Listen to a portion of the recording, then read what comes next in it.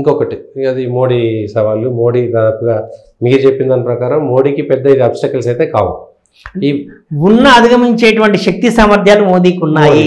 మోదీ బలమైన నాయకుడు, నిరూపితమైంది. ఇప్పుడు మనం మోదీకి మనం ఏమి బదిలీ చేయాల్సిన అవసరం లేదు. 10 సంవత్సరాల నుంచి నిరూపితమైనది కదా.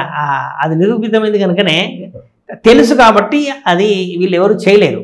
అజెండా ఇంప్లిమెంటేషన్ లో ఆయనకు పెద్ద అవరోధాలు ఎక్కువ రాకపోవచ్చు, 1-2 వచ్చినా అధిగమిస్తాడు. టీడీపీ కూడా 99లో బీజేపీతో పొత్తు పెట్టుకుంది. 2004లో ఓడిపోయిన తర్వాత దూరం అయిపోయారు, దూషించింది బీజేపీతో. ఇక నేను మళ్ళీ పెట్టుకోను అన్నది.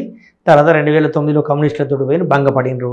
మళ్ళీ 2014లో బీజేపీ పొత్తు వల్లనే గెలిచారు. మళ్ళీ 2018లో బయటికి పోయి ఓడిపోయాడు. మళ్ళీ ఇప్పుడు బీజేపీ పొత్తు వల్లనే గెలిచాడు. బీజేపీని కాదంటే ఏమవుతుందో అనేది ఆయనకు తెలుసు. ఒంటరిగా పోటీ చేసి గెలవలేడు. ఇవాళ వైసీపీ అంత దారుణంగా ఓడిపోవడానికి, టీడీపీ అంత బలంగా గెలవడానికి ప్రధాన కారణం బీజేపీ జనసేనతో పొత్తు. ఆ పొత్తు లేకపోయి ఉంటే అటువంటి పరిస్థితి. సో అటువంటి చంద్రబాబు నాయుడు ఇవాళ 16 సీట్లు గెలవగానే కాళ్ళ ఎగరేసి బీజేపీ ఎంత మోడీ ఎంత అంటాడని నేత అనుకోను. ఎందుకంటే అనుభవాలు,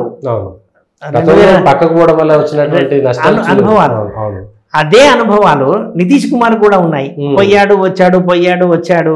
ఆయన ఎక్కడ కంఫర్ట్గా ఉన్నాడు? బీజేపీ తోటే కంఫర్ట్గా ఉన్నాడు.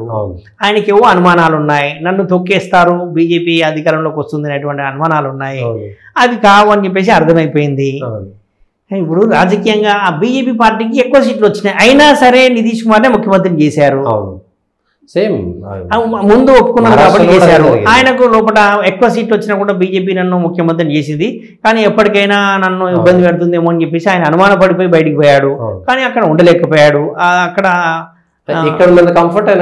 లేదు, అందుకనే ఇక్కడికి వచ్చాడు.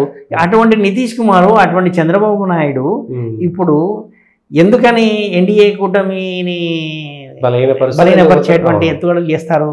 వాళ్ళకి అంతకంటే వచ్చేటువంటి లాభం కూడా బహుశా లేదు. వాళ్ళకి అనుభవాలు ఉన్నాయి, దెబ్బతిన్నారు. అటు పోయి దెబ్బతిన్నారు, అనుభవాలు ఉన్నాయి కాబట్టి ఆ సాహసం చేయకపోవచ్చు అనేటువంటిది.